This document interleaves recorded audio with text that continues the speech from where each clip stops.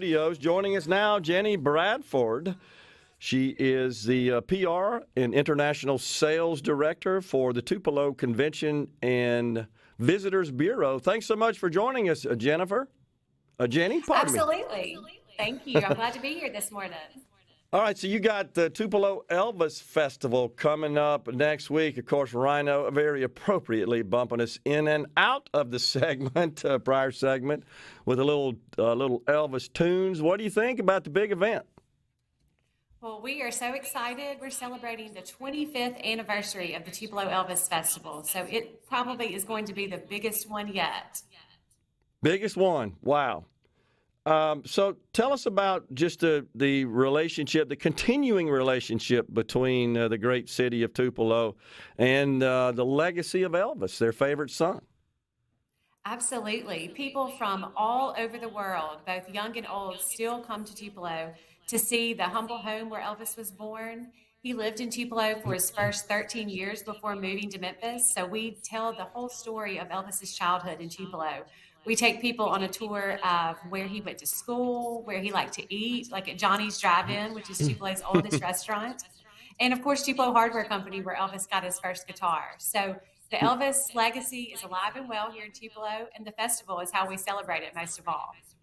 Tupelo Hardware Company, right in the heart of downtown Tupelo. What a great strip that is. The Tupelo has really maintained a very vibrant and thriving downtown area. It's really nice. Great place to visit. Great place, of course, to live and work. And you got the hardware store right in the middle of it with his first guitar was bought there.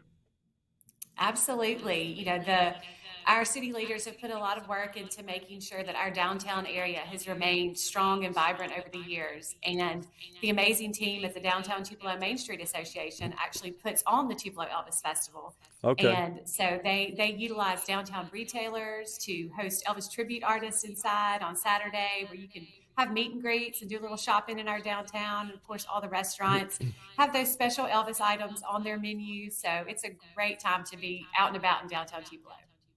Why do you think, Jennie, there continues to be a fascination and interest in Elvis and his legacy? You know, there's really nobody else like him. He truly is the greatest entertainer of the 20th century, 21st century. I mean, he's just done things that nobody else has done. And he continues to reinvent himself, even though he would have turned 90 years old in 2025. It's amazing that somebody still continues to reinvent themselves at this point. But the folks at Graceland with Elvis Presley Enterprises, they do incredible work to preserve his legacy. We work hard here in Tupelo to preserve his story, that true American dream. And the fact that we're just 90 minutes from Memphis and you can get his whole story that way, it's pretty incredible. The Elvis movie that was out this past year that just did phenomenally. People from all over the world saw it. And even our friends at Graceland will tell you that younger and younger audiences are coming to see Graceland and to see the birthplace and to understand that American dream story. So his death date, August 16th, 1977. For those of us who were around then, it's one of those days where you remember where you were. I remember, for example, I was a very young boy when President Kennedy was shot. Most people remember where they were when 9/11 occurred. But the death date of Elvis, August 16th, 1977, it's another one. People that were around, you ask them, they remember precisely where they were. There's some significance to that, is there not? Absolutely. And I know as I talk to people all the time when I'm at the birthplace visiting with people who've come to Tupelo, they vividly remember. People either bought newspapers or did things to make sure they remembered that date. And when you visit the birthplace, you can tour the memorial chapel that's there on the grounds. And that was built because fans from all over the world sent money to the folks at the Elvis Presley birthplace to make sure that something was built to remember him after that happened. And the Memorial Chapel plays his gospel music all day, every day, which of course was his favorite genre of music. That's what he won his Grammys for. And so it is there in memorial to him. People can get married or have memorial services, but it's there to remember his legacy. It could be argued that Elvis is perhaps the most imitated figure, celebrity in American history. So will there be any Elvis impersonators on hand for the festival next week? Well, the folks that will be on hand for our festival next week, we refer to them as Elvis tribute artists. And there is a Okay. difference in an impersonator and a tribute Okay. artist. These guys who will be in town to compete. So we have a competition and concerts from some of the top Elvis tribute artists all over the world. We've had winners in our city from Brazil, the UK, Germany, others. So it's these guys really hone their craft. They play multiple musical instruments. They know how to sing like Elvis, dance, have those moves like Elvis did, and witness all these different guys who are here to pay homage to Elvis's legacy and his impact on popular culture. Yeah, absolutely. So what other sort of events and activities do you have planned for the festival? So you'll get to see a little bit of everything. Like I mentioned, the Ultimate Elvis Tribute Artist competitions will go on throughout the weekend. And then the winner of our competition goes on to compete in Memphis during Elvis Week for the Ultimate Elvis Tribute Artist. We'll have conversations with those who knew Elvis. This year, we're highlighting the people who started our festival 25 years ago. So you'll get to hear all those backstories of how the Tupelo Elvis Festival started. There is a Running with the King 5K Saturday morning, so you can get out and run first thing that morning, wear your best Elvis glasses or any Elvis gear that you want to as you run through the neighborhood where Elvis grew up. And then there's a disc golf tournament. We have meet and greets downtown and the different retailers. And everything sort of culminates Saturday night with the Silver Jubilee concert. And that is where our North Mississippi Symphony Orchestra will perform along with some of the top Elvis tribute artists in the world. So it'll be a fantastic event, all at the Cadence Bank Arena in downtown Tupelo. And then Sunday, we close the festival with the gospel concert that really is something that people look forward to every year because it's such a special event. It happens at 1 o'clock on Sunday. Right. So how many folks do you anticipate will attend the festival? You know, we get about 10,000 people or more every year. So we expect this to be one of the biggest yet. Are for sale. The only event that's sold out is the gala Wednesday night, but everything else is still up for grabs. And you can buy those tickets at TupeloElvisFestival.com. Gotcha.